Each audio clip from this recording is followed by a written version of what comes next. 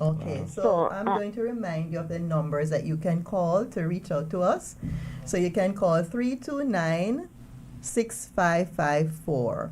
three two two 329 nine 5 5. 6554. You may share this number with your friend so that we can see in which way we can best support. Okay, Okay. and I think you're Okay. on the right track of I'm glad you were listening this morning. And I think you can answer the question that you were posing as well. You actually alluded to the answer that grief can play a role in what's happening, and we would encourage a conversation. Thank you. Thank you so caller. much. Thank you very much. You just don't know.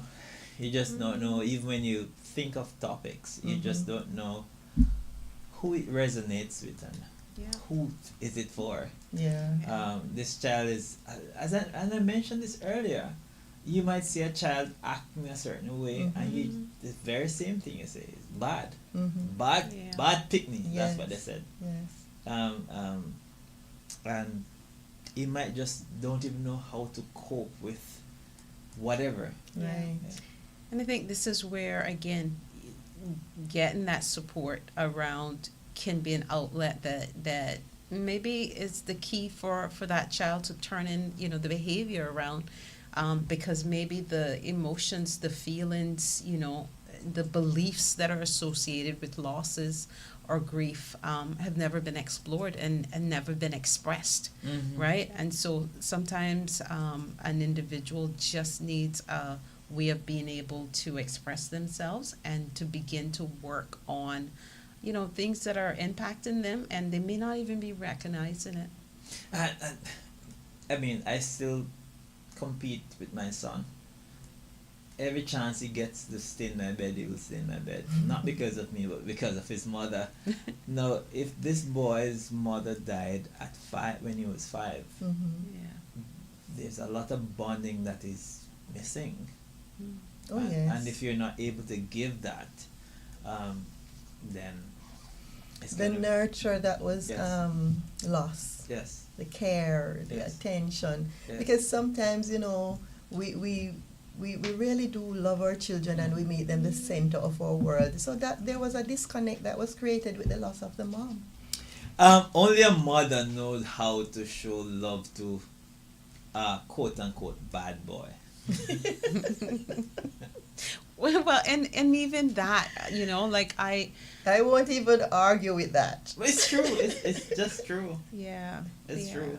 Yeah, and I think if we even changed our language, instead of it being the child is bad, Yes. if we can empathize with the child, what's going on? Like, let's become curious about what we're seeing, and begin to put ourselves in their shoes. What could be impacting them? What could be causing them to behave like this? Where's the lack of hope for their lives, that this is the only choice they see, that they're, that for them to behave, for them to do. So And I really hope that wasn't communicated to him, that he's a bad boy.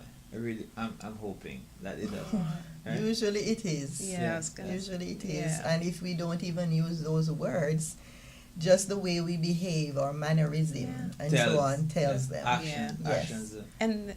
And then the other thing about that too is that sometimes we live up to the labels that we're given, right? So if everyone sees me as bad, well, I must be bad. So this is what I'm gonna do because this is who I am. Let me just ask you something. What is the possibility of he not even understanding that he's grieving, or his grief is what is causing him to act this kind of way? Especially since his mother died when he was 5. Yeah, I'm sure there's a huge possibility that there's not that awareness. He may not even know what grief is. Yeah. I'm part of a huge part of the work that happens when you come for professional support for grief is the understanding what grief is, understanding what's happening to me, why maybe I behave the way I behave, why I feel the things that I feel, because we aren't taught that, right? So it becomes, okay, well, for me to be able to acknowledge what's happening with me, I need to know what it is. Right. You learn on And the our job. thoughts impact our behavior. Mhm. So if we have negative thoughts, then it's going to be a negative expression of behavior. All right. So thank you again, caller, for that call. And this was a situation. Now, for those who, God forbid, a child might lose his mother or whatever, a father, um, how would you then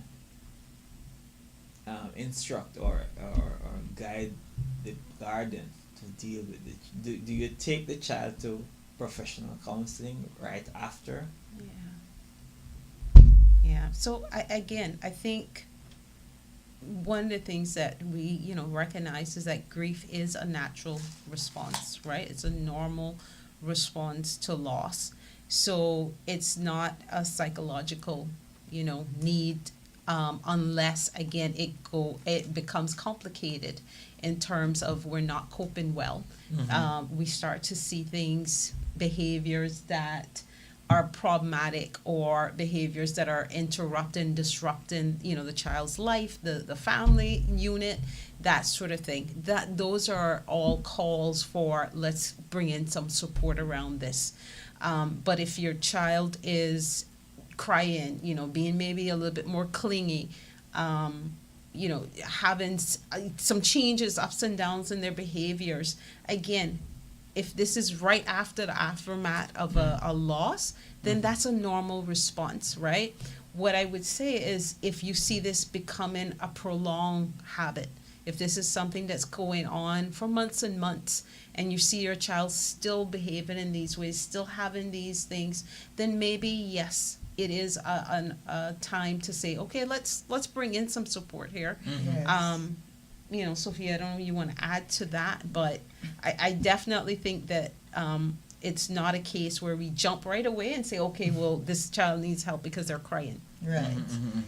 So we want to remind you that it's a normal response to loss. Grief is a normal response to loss, and it's okay to grieve in whatever way that is not, as long as it's not harmful in any way, crying and so on. You want to watch the isolation, you want to monitor it, don't just allow it, really engage the child and give them the safe space to express their emotions, whether it's isolation, constant crying, or whatever the manifestation, right? You want to create that safe space, being there, being supportive, communicating it, speaking to them in their love language. But if after a while, for several months, you've realized that the crying has not subsided, the irritability and anger has not subsided, if there's any sign of self-harming, they might want to cut themselves, they might want to bang their heads against the wall, they're talking about suicide, giving away their precious belongings, then you're going to want to seek professional support. If they are regressing, now they're wetting the bed at age 12 or something like that, losing their language, they're choosing not to speak, that is also cause for concern. That's a red flag, as we have been using that terminology. Regressing in school, so they're no longer having an interest to learn, they're skipping classes, they're avoiding anything to do with, they were very studious and diligent in their studies, but now you're seeing the opposite, cause for concern. Consistent report of nightmares, sleep disturbance, you're going to want to check that out. Right? So those are some of the red flags that you're going to want to look for. And we're talking about, you're not waiting for 6 months and you know of the child self-harming. No. Once self-harm is involved, you get immediate help. Once a child speaks about suicide or anything like that, immediate help. Don't say that they're crying for attention or it's an attention-seeking behavior. It is better that we act promptly and realize that, oh, well, it was attention seeking. than to wait and then the child acts on what they have said, Yeah. and then we regret it. Mhm. Right? Yeah. So always whenever it comes to self-harm, Yeah. or whenever it comes to like somebody killed someone else and they threaten to go and kill the person in retaliation for their loss, you act promptly. You have to report in that instance Mhm. to the police and get help for the child or children, so that they can get the required help to be safe themselves, even if they're the ones threatening to harm the other person. Mhm. Yeah. All right? So mandatory reporting is important to keep everybody safe. Mhm. Acting quickly whenever there's the self-harm being mentioned, very, very important. We really don't want any more suicide and homicide. Yeah. Mhm. And excuse me, if there's a situation with anger, irritability, try to talk with the children and establish what their needs are. But definitely you can't go wrong with getting professional support just if you have any doubts. Mhm. Yeah. Mhm. Yeah, and I think too, if parents, guardians, teachers, whoever, adults out there have questions on, okay, should I seek support? What, here's the behavior that I'm seeing, and here's my concerns. Like, it's always helpful to reach out to someone to say, should I seek that support? If you have questions, you don't have to, make these decisions in isolation. You can get support around that as well, because, sometimes we are concerned and we're like, I don't know, but yeah, let's, yeah. Let's have that conversation, so that one, we can, figure out, okay, yeah, maybe this is the right choice, or okay, maybe not. But again, I just want to share that my number in terms of, okay, you want to reach out. It's 925-0513. And again, any grief related questions, happy to be that support.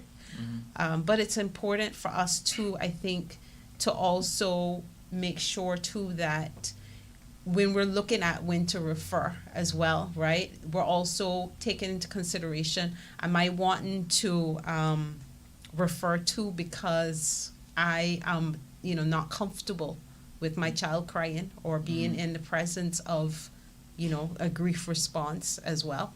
And that may be a case too, for you yourself, to have that professional support to learn how to support your loved ones when they're grieving, because it is something that makes you uncomfortable. And again, there's no shame in that. There's because we're not taught how to grieve, we're not taught how to deal with loss. Mhm. And so we need the tools, we need the support, because we're just not given these life skills. Yeah, yes, it doesn't come in the manual. No. And for those who are just joining us, and for those who have not been following us, who was not here last week with us, Rhonda is a professional, certified grief Coach and counselor. and counselor. Yes. All right, and again, give your number. It's 925-0513. 9250513. She's with the Institute for Essential Care. All right. All right. 3 minutes going down to time to get off. This went by fast. It went by fast. It went by fast. I always think sometimes that we'll never make it to the end. But you realize that you have so many things to say. And again, let me just thank that caller for calling. That struck a nerve. Thank Yes, that caller yes. for calling Yeah. and sharing that there are many other persons Yeah. who would have been going through similar. Yeah. Don't Yes. just see the child as a bad child. Seek professional help. Understand what is going on, and these clinicians here on the radio station on Thursday morning don't just say things just out in the wind. They do this. They are qualified to help you. And again, Sophia, could you just share those numbers where they could find these help? Sure.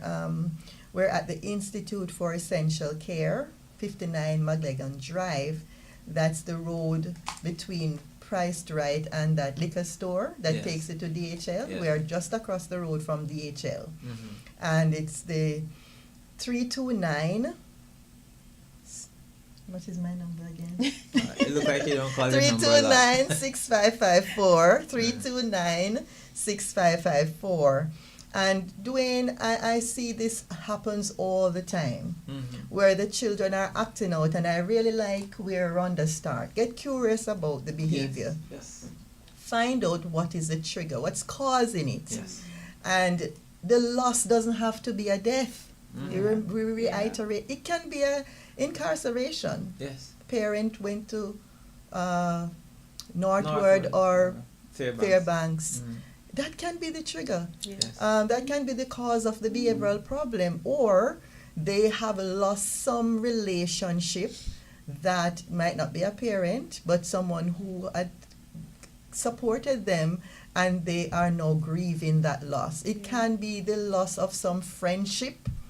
The child move away and they no longer have that Yeah. person to support them, to talk with. And sometimes when we move on, we don't encourage that communication, Mhm. and that can be distressing for our children, Mhm. So several things can impact them. Let us investigate the source, the cause for the behavior, and not just label them as bad. Yeah. Don't just allow your children to grow. Rear your children. Yeah. Nurture them. Nurture them. Yes. Right. It's 9 o'clock. We have come to the end of Family Matters for this Thursday morning. Next week, I think the doctor is going to be back. Yes. Do we know what we're going to speak about next week? We'll wait to hear. Okay. All right. Thank you so much for coming. Thank you again for coming, Rhonda. You're most It's a welcome. pleasure. And again, if you have grieving, if you're grieving, and the number to call is 925-0513. and Sophia is the child psychologist. I'm actually an educational psychologist. Educational. Yes, Educational. but I like dealing with children. Okay. So, You're never so, too old yes. to learn. So I work very well with them because of my existing relationship through school. Mhm. So children need permission and the space and the language to grieve. Please Yes. let us support them Let's as best support as we can. All right. And- See you again next week. It was nice having you, Rhonda. You're welcome to come along next week. We'll make sure she's here. Yes. All right. We'll talk about that later. This has brought us to the end of Right Start for this morning. Be sure to join us again tomorrow as we do it all over.